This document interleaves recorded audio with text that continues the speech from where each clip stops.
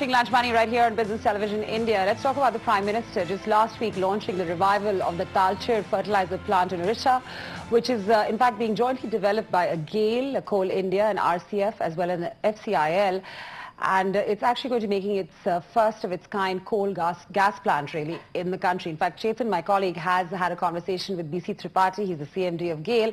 And also they've spoken about what's been happening when it comes to crude prices and the scenario going forward. Listen in to a slice of that chat. See, this is a unique initiative by GAIL along with Coal India and RCF, where we are first time trying to use the domestically produced coal and from coal to fertilizer. So this will definitely help us as a country to reduce our import dependence on natural gas as far as fertilizer is concerned. And as far as the state is concerned, this will generate more and more employments. It will produce 1.27 million tons of urea. So this will be reviving the economy in this area across from the coal to ammonia and urea. And further, once we are able to successfully implement this project, from coal to chemical is a new direction which everybody is talking, and we'll be able to find the options of using domestically produced coal for different applications beyond fertilizers. Right, so what do you have to mention about the investments? How much money has gone into this? Recently, Cabinet also approved the equity infusion. So what do you have to say about the total investment and what would be the total output of the plant? See, this plant project cost is almost 11,000 crore. And all the three promoters will have 30% equity in this, and we are building this plant at 30% equity and 70% debt. Recently, Cabinet has given approval for infusing the equity on behalf of RCF, and this has already been approved by the board of GAIL and the Coal India, and principal approval has already been given. We have received all the major packages and they are under evaluation stage. Today, a contract worth of 100 crores has already been awarded. The work has already started at site. For site developments and construction power, water supply, all work has started. And with this, we intend to complete this project by 2022. We'll be producing almost 1.27 million tons of urea out of this. Right. So, sir, since now you are also trying to get into the coal gasification bit, how's the journey looking like to you, considering the fact that this is a new venture that you are also planning to venture? So, how are you looking at it, sir?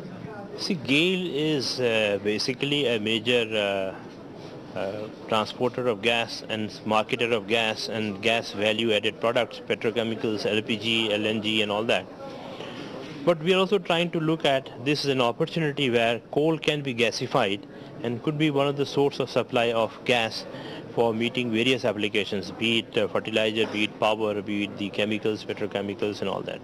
That's why our interest is to successfully develop the coal gasifications. Right. So, do you think this is the right time, considering crude is also at all-time high? So, do you think this would have an impact? And what is the comment on crude prices right now?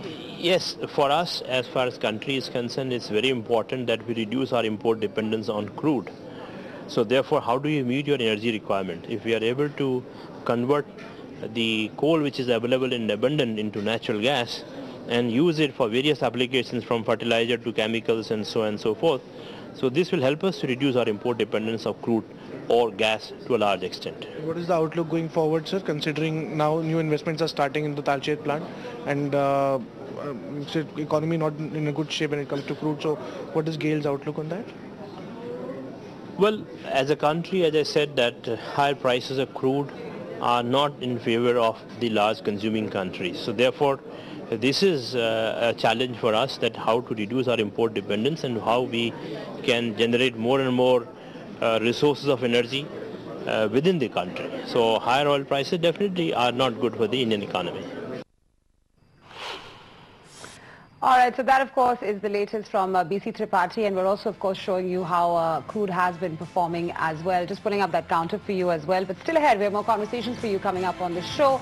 We are, in fact, going to be discussing IL&FS group companies with Sandeep Parekh. He's a former executive director at SEBI, to really understand what role rating agencies play and regulators as well when it comes to the developments that we've seen so far. Just stay where you are. We're coming right back.